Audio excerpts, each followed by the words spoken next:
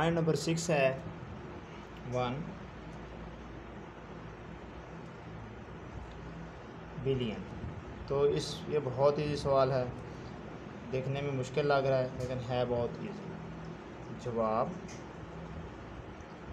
Dear students, मैं पहले भी बता चुका हूँ कि उर्दू में आपको काउंटिंग यानी गिनती का आना ज़रूरी है। 100 तक आपको उर्दू में गिनती आनी चाहिए।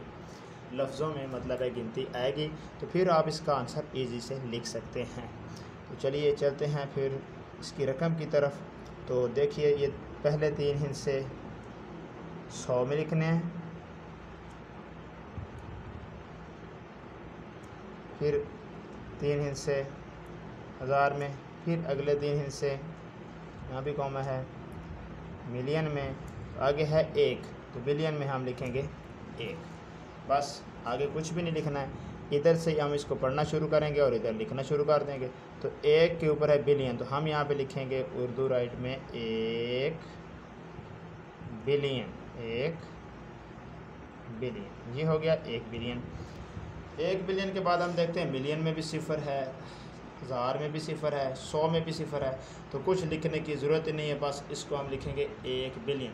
तो इस तरह एक्सरसाइज नंबर 1.1 के पहले सवाल के तमाम जुज़ कंप्लीट हो जाएंगे। क्वेश्चन नंबर 1 के तमाम पॉइंट्स यानी 1 से 6 तक ये सारे पॉइंट्स हो जाएंगे। बहुत आसान मेथड है।